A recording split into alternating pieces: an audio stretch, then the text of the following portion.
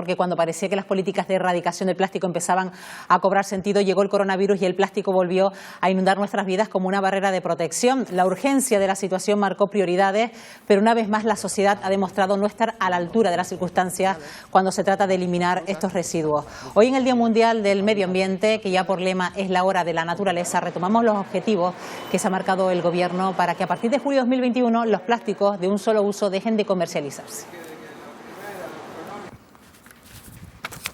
Hablamos de ese anteproyecto de ley presentado por el Gobierno del Estado, pero más hablar de lo que ocurrirá aquí en Canarias. Vamos a saludar en esta mañana a Miguel Ángel Pérez, que es viceconsejero de lucha contra el cambio climático. Señor Pérez, ¿qué tal? Muy buenos días. Hola, muy buenos días. Gracias por acompañarnos esta mañana. Bueno, hablamos de ese anteproyecto que presenta el Gobierno del Estado, pero sí que en este caso Canarias puede llevar la delantera y podemos fijar ese objetivo a 1 de enero de 2021, ¿no? Sí, esa es la idea. El COVID ha trastocado un poco la situación, pero desde luego el empeño del Gobierno de Canarias es mantener la fecha del 1 de enero para la prohibición de algunos plásticos de un solo uso. Esa es la perspectiva que tenemos y yo creo que lo vamos a conseguir. Ya el borrador de ese decreto que prohibirá los plásticos de un solo uso ya está terminado. Ahora vamos a iniciar un procedimiento de participación, sobre todo, principalmente con el área de consumo del propio Gobierno de Canarias y con los grandes distribuidores que son los principales afectados, ¿no? Pero la idea es empezar el 1 de enero. La estrategia es comunitaria, es de toda la Unión Europea y por lo tanto de obligado cumplimiento a partir de julio del año 2021. Nosotros nos queremos adelantar por las especiales circunstancias que tenemos en Canarias. Somos islas, el turismo es nuestro sector más importante y por lo tanto tenemos que dar ejemplo y tenemos que dar pasos importantísimos porque se está agravando de manera significativa la presión de los plásticos en la naturaleza en Canarias, sobre todo en las costas, y ahora con el COVID pues bueno, hemos tenido malas experiencias y tenemos que cambiar absolutamente y radicalmente nuestro modo de hábito de consumo de plástico. Claro, precisamente esa estrategia canaria contra el plástico la hablamos con el consejero Balbuena hace algunos meses, cuando se trazaba, cuando se esbozaba, pero claro, ¿hasta qué punto va a cambiar un poquito esa intención, el hecho de que haya obligatoriamente, por ejemplo, que utilizar guantes ahora en los supermercados? Porque claro, eso sí va a retirar, se va a utilizar otras fórmulas, pero esas bolsas, ahora ya motivadas por la crisis, sí que están obligadas, entonces es un problema. Todo lo que tenga aspectos sanitarios o tenga aspectos de control de la enfermedad se van a exceptuar de este decreto. Claro. Obviamente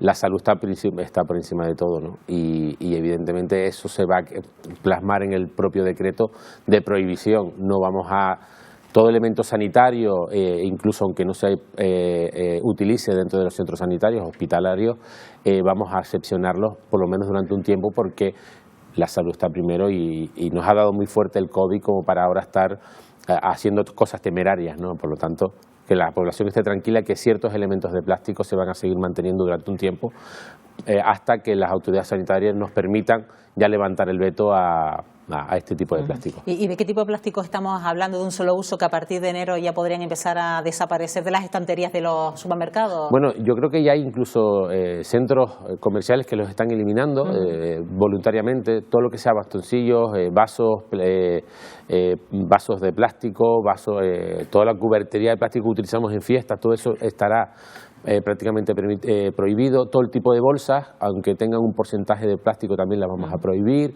Hay ya alternativas. De hecho, prácticamente las grandes empresas de distribución se han ido adaptando a la normativa comunitaria que como saben, desescala en varias fases hacia las administraciones y de obligado cumplimiento dentro del resto de sus estados y de las regiones, y por lo tanto ya nos hemos ido adaptando. El decreto lo que viene es a cumplir esa obligación y a poner un régimen sancionador si no lo cumplimos.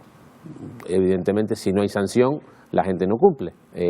Desgraciadamente es así como funcionamos, pero es la realidad y por lo tanto el decreto tendrá un régimen sancionador por si tanto empresas como ciudadanos no cumplimos con esas obligaciones de no utilizar ese tipo de servicios, ¿no? Claro. Si no existen en los centros de distribución, evidentemente ya tú no lo obtendrás o no lo podrás usar. Por lo tanto, de eso se trata. Alternativas hay, ¿no? Muchísimas alternativas para ese tipo de artículos, ¿no? Sí, daba un ejemplo hace poco. bastoncillos de plástico de un solo uso para limpiar, de algodón, ya se hacen con papel prensado. Incluso aquí en Canarias, que tenemos una cultura del sector primario del plátano muy importante, ya hay territorios donde se está utilizando la fibra del plátano para hacer vasos de un solo uso, biodegradables, vasos, cubiertos, porque es una fibra muy resistente y por lo tanto da el mismo servicio que el plástico y no contamina. Por lo tanto, yo creo que... Pues ahí está lanzando una idea, ¿no?, al sector. Bienvenida esa forma de entender el ocio, la utilización, porque todo el mundo sabe que es muy fácil coger las cosas, comes en un plástico, en un plato de plástico, lo tiras y te olvidas de él. Muchas veces, desgraciadamente, ese plástico termina en nuestras costas y después termina inundando nuestras playas. Claro, de eso se ha hablado muchísimo, lo hemos abordado en muchas ocasiones aquí en el programa. Poco a poco se va concienciando a la población, ya sabe todo el mundo dónde tirar los residuos, pero claro, a vueltas con el famoso COVID-19.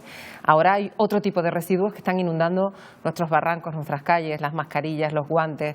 El Gobierno de Canarias tiene previsto sacar una campaña específica para que la gente sepa cómo deshacerse de estos residuos, porque a lo mejor quizás que les da miedo pues tirarlo en casa. ¿Qué es lo que está pasando al respecto de estos residuos en concreto? Bueno, la campaña empieza la próxima semana. La verdad que nos hemos dado prisa un poco en prepararla, ha costado un poco porque había que estar consensuada con los organismos sanitarios.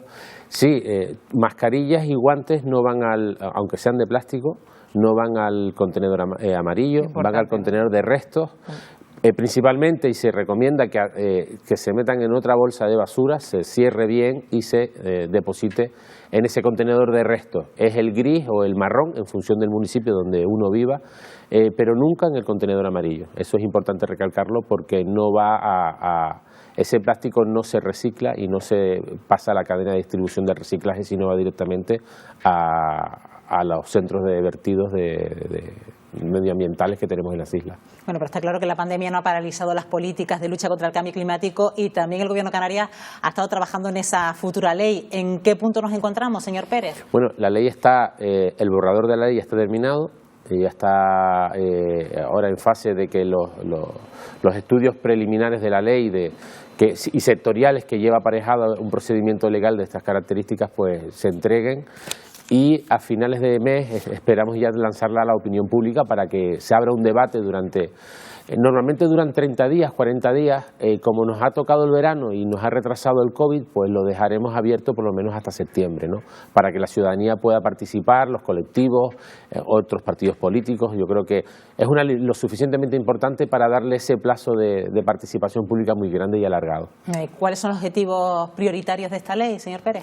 La ley realmente es cambiar radicalmente el modelo de Canarias tal y como lo conocemos ahora, la descarbonización de las islas, es cambiar la metodología del planeamiento insular y local.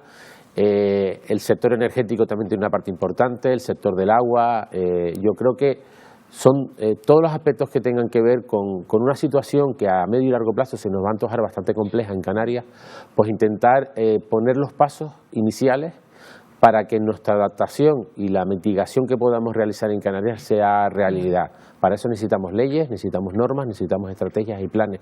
Y en eso hemos estado este año trabajando, ¿no? El primer año nos hemos dedicado a una estructura normativa que nos hemos tenido que dar porque no la teníamos, carecíamos en Canarias de estrategias no solo climáticas, sino de economía circular, de biodiversidad. No hay ley canaria de biodiversidad, siendo una de las regiones más ricas en biodiversidad del planeta. Y estamos trabajando también en esas normas, ¿no?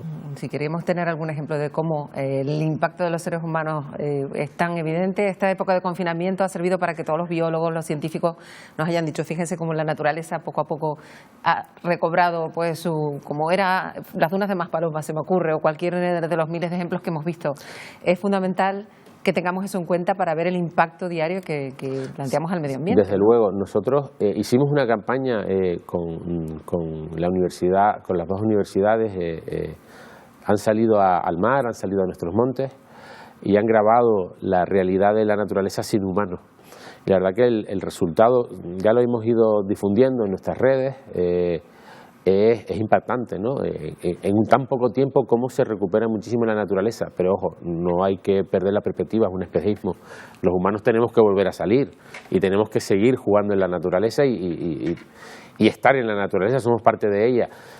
Me gustaría que hoy, Día del Medio Ambiente, saliéramos con un poquito más de conciencia, ¿no? De que no solo con plásticos, sino también nuestra relación con el entorno sea otra, ¿no? Y de eso se trata. Bueno, sin embargo, impacta como China ha vuelto a los índices de polución de antes de la pandemia. ¿Volveremos a lo mismo, señor Pérez? Sí, desgraciadamente estos 2 meses de confinamiento, los datos de contaminación, por ejemplo, atmosférica en Canarias han bajado un 60 o 70%. Cuando todo se reactive otra vez, seguiremos con las colas de la TF5, seguiremos contaminando, utilizando coches de combustión, porque evidentemente los procesos de transformación no los vamos a poder hacer de un día para otro, tardarán tiempo en ser implantados. Lo lógico, que cuanto antes nos concienciemos y cuanto antes lleguemos, mejor será el futuro de nuestros hijos. Es así fácil. Pues Miguel Ángel Pérez, viceconsejero de Lucha contra el Cambio Climático. Gracias por habernos acompañado. Buenos días. Un placer. Del medio ambiente. Igualmente.